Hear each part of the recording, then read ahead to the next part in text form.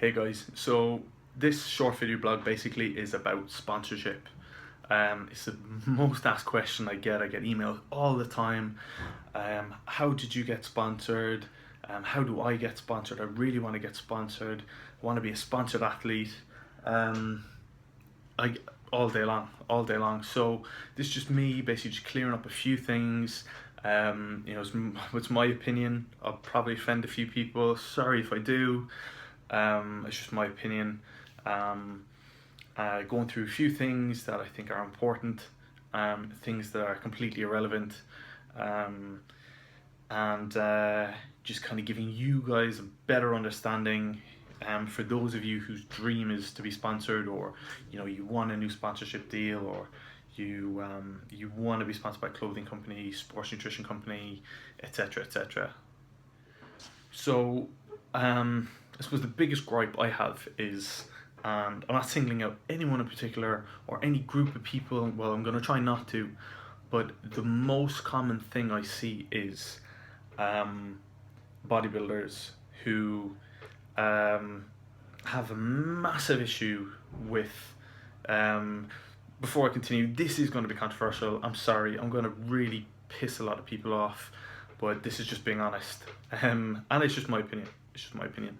What I see all the time is bodybuilders, guys, incredible physiques, really, really big, and they're like, "How's that small, skinny guy got this?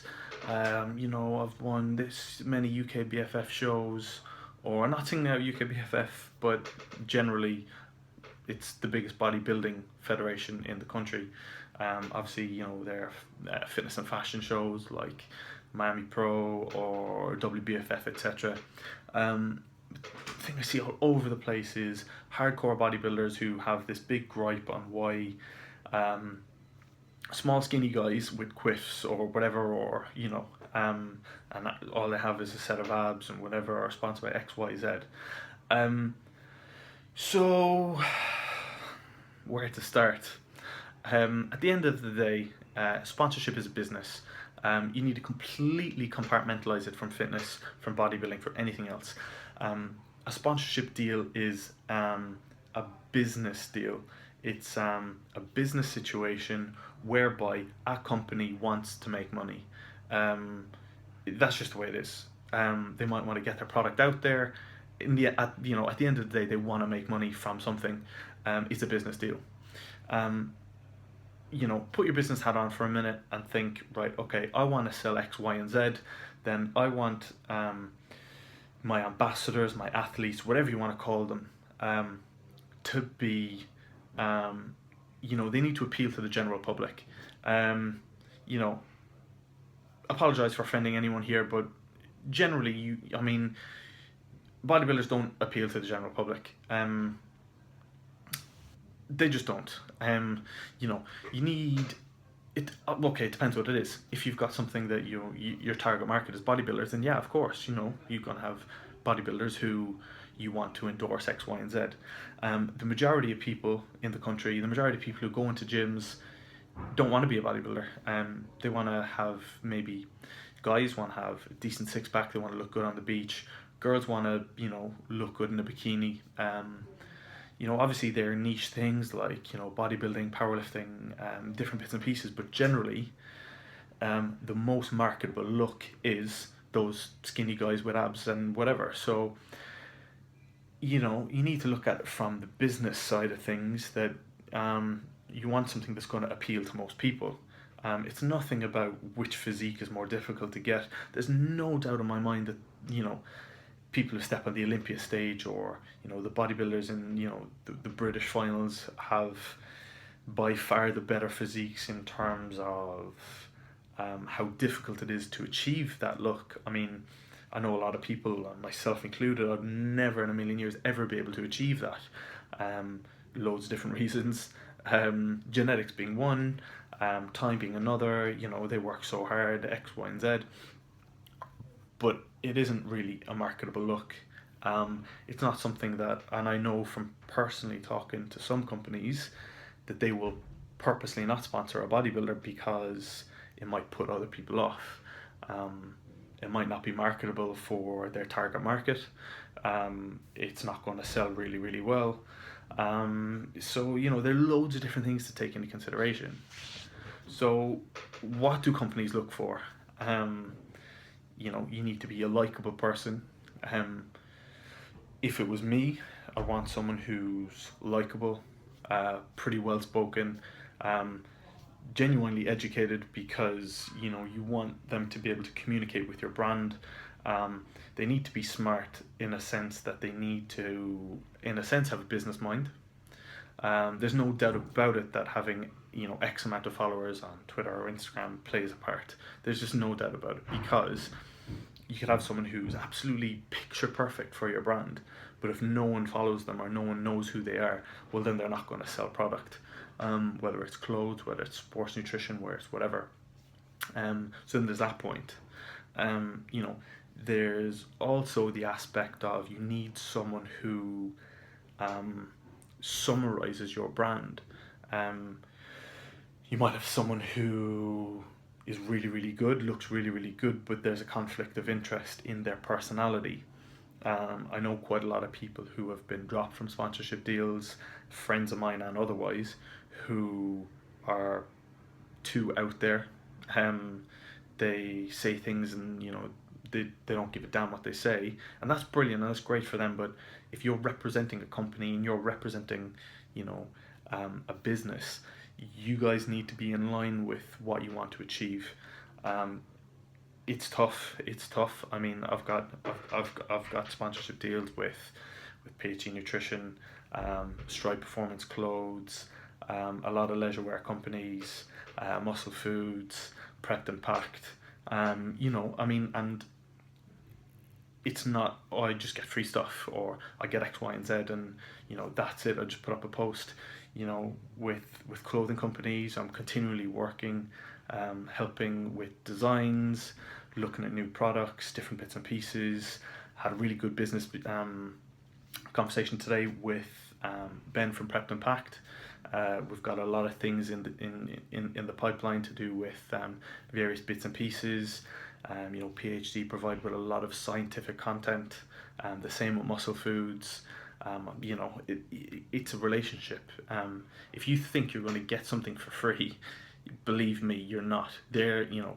A good company will want you because you're good, but they will want to get the best out of you, the most out of you. And if you're a good athlete, you will want them to get the best out of you so that you can show them what you're worth.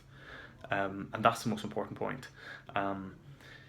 If your goal is to get sponsored, I mean, I never in a million years ever thought that I would ever be sponsored, ever. I mean, I was playing semi-professional rugby and getting tubs of protein for cost price, and that to me was incredible. Never in a million years did I ever think that I'd be sponsored by one of the biggest, and in my opinion, genuinely scientifically one of the best supplement companies in the world, on my own merit. Never in a million years. But now I realise how important that is, that I'm getting 4 or 5 hours sleep a night because I want to better myself. I want to better the companies that I'm affiliated with. I want to do X, Y, and Z. So if you think you're going to get something for free, you're not. And if you have that mindset, you're fooling yourself. You're fooling the company. It's just not a good relationship to be in. Free stuff is cool. We all like free stuff, but what's more important to me is bettering myself every day, improving the companies that I'm affiliated with, so that you can look back and go, wow, we did this together. I got my name out there.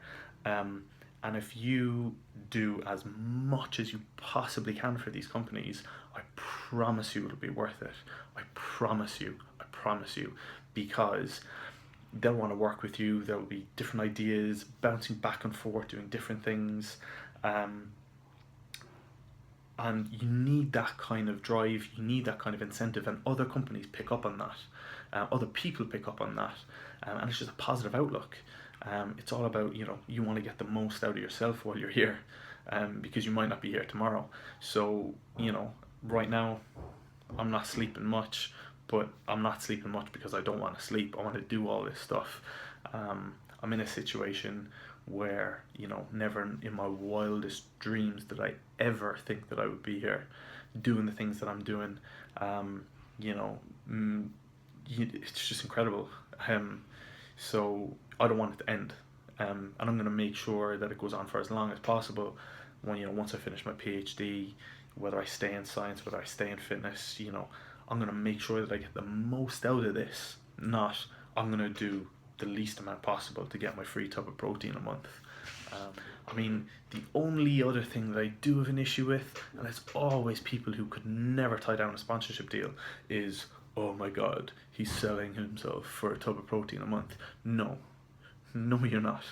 You're working hard for a company to build your relationship with a company, to better yourself and the company, to achieve X, Y, and Z.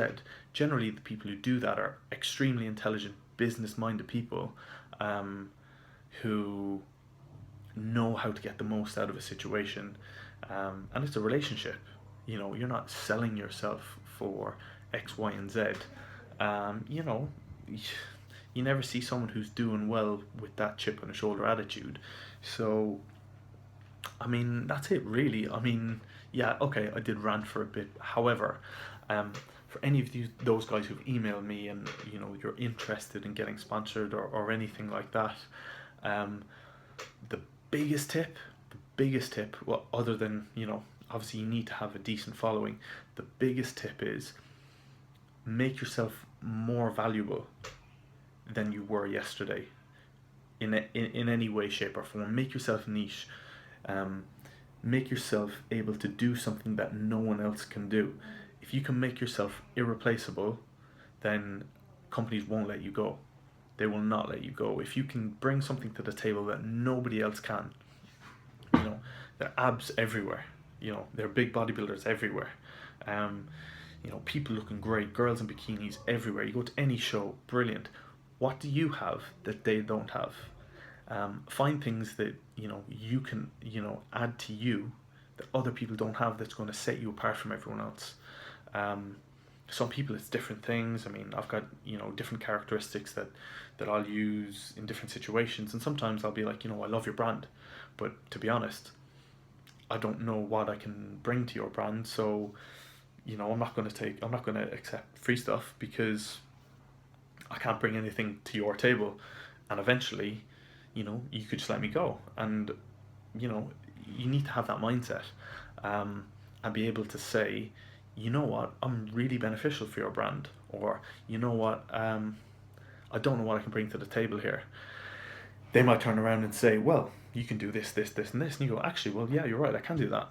Equally, you might say, I can do this, this, this, and this, and they go, So, it's a relationship. It's the most important thing. I will be doing, myself and Daniel Wheeler from Life Changing Fitness, we will be launching some seminars next year, every month at the minute. January is one January, one in February, one in March, one in April, probably all the way through the year. And there will be a lot of material based on stuff like this, getting into the fitness industry, getting sponsored,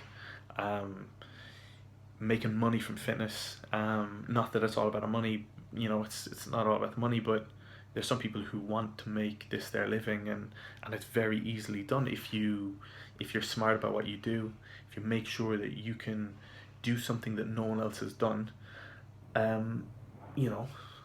And that's it really. So stay tuned. Sorry about the rant, hope it didn't offend anyone. And yeah, if you haven't already, subscribe to my YouTube.